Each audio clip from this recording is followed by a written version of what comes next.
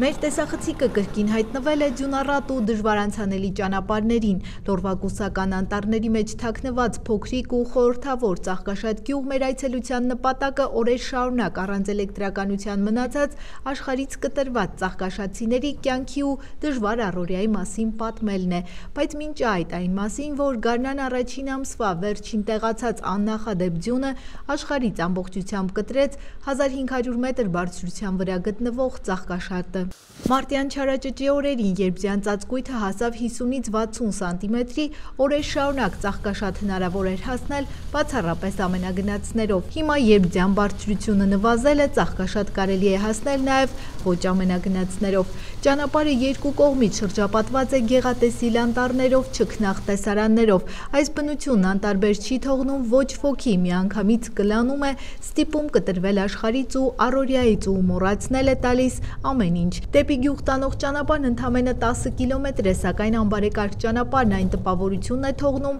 թե այն 100 կիլոմետրից էլ ավելի է։ Ճանապարհի սկզբում Լորվաձորում արդեն նկատելի են բողբոջած ծառերը, բայց դեպի վեր բարձրանալու հետ ձնապատ, դրա ծանրությունից տապալված հարյուրավոր ծառեր են։ Հենց ճանապարհին, անգամ մեքենայի ձյան վրա նկատվում են գայլերի ոտնահետքեր, որոնք իջնում են մինչև Ձորակ, որտեղից այս օրերին առավել արագահոս է գետակը։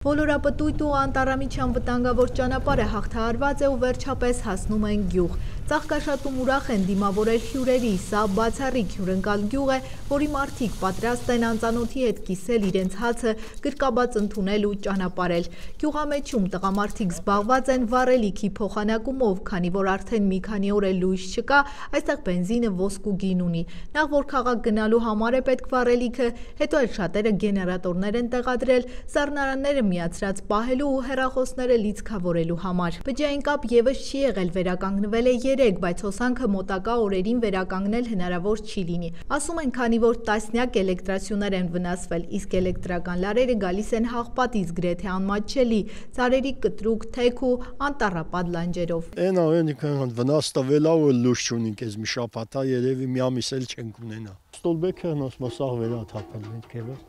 Կապ չկար, հետո նոր սամվել է սարքիլա տվել երեք։ Այսինքն չէիք էլ կարում զանգել։ Չէ։ Աշխարհից կտրվել էիք։ Ոստո ճանապարհ էլ չկա, որ գնաս այդ լույսերը տենա սարքես, մթամարտի գոնց են սարքել։ Դրիժոկներ ունենք, դրանով աշխատացնում ենք։ Մի հաղպատը մեզանի շատ մեծ գյուղասկինդի չկա լույս։ Ճիշտ է, ձյունը բարդացրել է ծաղկաշատցիների կյանքը, բայց նաև անասելի գեղեցկացրել է։ Անդրանիկը գյուղում մնացած հազվադեպ երիտասարդներից է, կրթությունը ստանալուց հետո վերադարձել է գյուղ ու գնալ չի պատրաստվում։ Այս օրերին, երբ չկար բջջային կապ ու ինտերնետ, իսկապես աշխարհից կտրվել ու մեկուսացել էին։ Բայց դա էլ ասում են իր դրական կողմն ունի։ Մի տեսակ նորովի են բացահայտել թե գյուղը, թե մարդկանց։ Բացի այդ, ծննդավայրի հանդեպ սերը շատ ավելի մեծ է, քան ձյան առաջացրած դժվարությունները։ Մեր ծննդավայրն է, ապրում ենք հողագործություն, անաստապահություն, մարդկանց հիմնական զբաղմունքն է, իրանց եկամտի աղբյուրն է, ոնց ասած ուզած չուզած հարմարվում ենք էլի։ Դե իհարկե շատ դժվար է, բայց կարողանում ենք այդ դժվարությունը հաղթահարենք։ Հա, դե խնդիրներ առանց լույսի, առանց հոսանքի, ճանապարհներն է դժվար անցանելի դառնում։ Բայց դե ձյունն էլ էլի պետք է արդեն հողագործությունն է, դաշտերին անհրաժեշտությունը, էլի ջրի առկայությունը։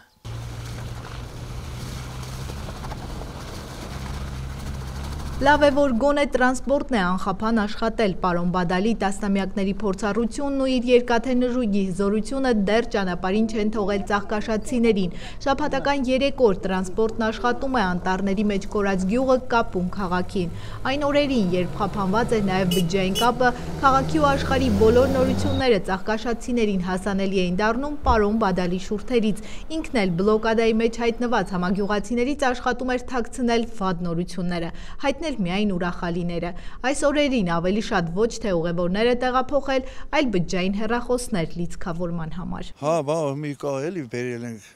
զարյատք ենք այլ հետ ենք տանում, հետո գյուղում ակումուլյատորով ենք անում 220 ստացող ապարատ ունենք, այդ ձևով ենք անում։ ու տենց ինչ կա դե բնական աղետ էր մենակ մեր գյուղի բոլոր ավերա բաներ ստոլբեկ պրոդները գծերա մերը հիմնականում էստեղ մի 6 հատ ընկած աղմի այս միլարը կտրել էր սարքում են երևի 2-ից մեր գյուղի գործին կմնան այդ ձևով ասեմ որ զարետ ենք անում այս վիվասելի կապով այդ հեռախոսներով ստանում ենք բոլոր կապերը, հետո գալիս են գնում են, ես եմ խաբարները տանում, նորություններն ասում, այդ ձևի։ Միշտ լավը, վատը խինք ասում, աստոզոչանի որ վատ ասենք։ Պարոն Բադալն այս կողմերում ամենակարող մարդ է, մեքենաների դժվար ճարվող պահեստամասերից միջև ամենասովորական մոմ ու վառելիք գյուղ է հասցնում ու միշտ անտրտունջ։ Մեր միակ հույսն ու հավատն էլի մեր ճանապարհը տեղափոխությունն է կազմակերպում, այնտեղ լույս չկա, մոմա, եսիմ ինչա, սնունդն է, ամեն ինչը մեր մարշրուտնին, մեր Բադալ Փիրուզյանը շատ մեծ սիրով տանում։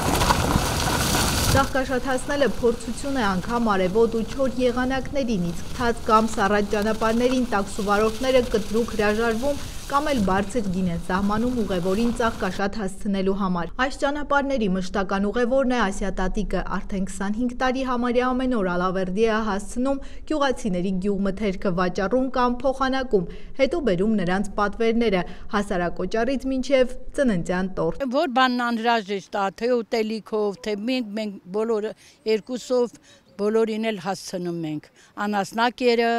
իրանց ուտելիքը, մոմա կոֆեա, վերջը, ինչ որ անհրաժեշտ է հասցնում ենք։ Նենց որ մեզ էլ բնական աղետա չենք կարա սրա հետ անենք, իրանք ինչ մեղավոր են, ոչ մեկն էլ մեղավոր չի, ոչ գյուղացին, ոչ քաղաքացին, ոչ գյուղապետ, ոչ մի բանն էլ մեղավոր չի։ Լավն է, բան չկա, էս էլ կդիմանալ, մի բան էլ չկա։ Մենք հայ ենք, դիմանում ենք ամեն ինչին, մենակ Աստված տա խաղաղել ենք։ Ես ոչինչ, անսվորական բանակը համբերեն կդիմանանք։ Տեղացած ձյունը ոչ միայն անսպասելի էր, այլև քանակով աննախադեպ, մանավանդ Գարնան համար։ Անսպասելի ձյուն էր։ Մինս էլա 60 սանտի գյուղում նստեց։ Դու պատկերացու գյուղում անտառում իշխան կլեր, տենդի չէր հալվի։ Դե չենք սպասում, բայց դե ստացվեց։ Կդո նորմալացնեն, ոչինչ, բան չկա, ժողովրդում են 90-ական թվականները հիշեն ու պատրաստել են ամեն ինչի։ Ոչ մի ձյուն, ոչ մի անոմալ եղանակ ծաղկաշացուն չի վախեցնի։ Մարդիկ, որ ամեն օր քնում ու արթնանում են գիշատիչ կենդանիների կողքին, որ իրենց համարում են սարեցի ու չեն ընկրկում ոչ մի դժվարության առաջ։ Աշնանը հավաքած խնձորիող ու հումքը կրակին է դրել Կարո Հակոբյանն ու ձեռքի հետ հաշվում է դիմացի անտառի այս օրերին տապալված ծառերը։ Ձյունը որքան օգնեց խոնավ պահել անտառն, այնքան էլ վնասեց թույլ ծառերին, ասում է։ Բայց իրենց գյուղացիներին անգամ տապալված ծառերից որպես վառելիք օգուտ չկա։ Դες խոզը կհանի երևի օգնություն կտա։ Այո, անգնի չեն թողա որ բերենք։ Վառելափայտ կճարվի, շարունակում է գյուղացին, իսկ որ հոսանքից գյուղը զրկվում է անգամ ամենաթույլ քամիներից, այդ արդեն առայժմ անլուծելի հարց է։ Այն այս գյուղը միշտ sense այնել, էլի քամիանում լույս չունենք, ծունագալելի լույս չունենք։ Այս անգամ գյուղը հոսանքազրկված կմնա ավելի երկար, համենայն դեպս այդպես են ասել գյուղի երիտասարդները, որոնք փորձել են մոտենալ խորանտառների ձորակների մեջ տեղադրված էլեկտրասյուներին ու հասկացել, մինչև ձյունը չհալվի, մոտենալ չի լինի։ Ծաղկաշատում խանութ չկա, յուրաքանչյուր ընտանիք իր սառնարանում է պահում մթերքների իր պաշարը, օրինակ ասենք մի քանի տասնյակ կիլոգրամ միս, կաթնամթերք եւ այլն։ Դրանք փրկելու համար շատերը սառցարանները տեղափոխել են քաղաք, շատերն էլ հիմնականում նրանք, ովքեր անասուններ չեն պահում, եւս տեղափոխվել են ու ասել, որ կվերադառնան, երբ հոսանք լինի։ Հոսանքն ամենալուրջ խնդիրն է այստեղ։ Պատկերացում մարդիկ իրանց մսամթերք ունեն, բան ունեն, սառնարաններ, իրանց մառազիլք է քիչացել են Ալավերդի, կամ գնում են դվիժոկ են գնում, կամ շատ տխուր վիճակ է, էլի։ Հոսանքից է կախված նաև ծաղկաշատցիների մեծ մասի ջուրը, որը տներ է մղվում պոմպերի միջոցով։ Անձրևաջրով բանով յոլա ենք գնում միջևը, դարձել ենք 90-ականների այդ հիշողությունները նորից վերապրում ենք։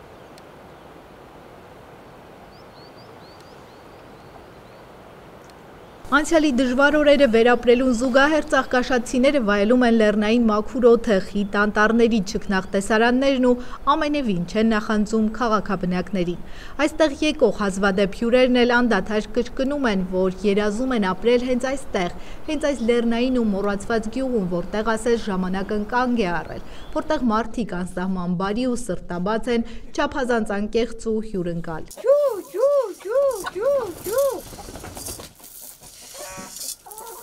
Մարդիկ ասում են, որ այստեղ հնարավոր է զարգացնել զբոսաշրջությունը, սակայն խանգարող առաջնային հանգամանքը Հայաստանի անկախությունից ի վեր ասֆալտապատում չտեսած ճանապարհն է։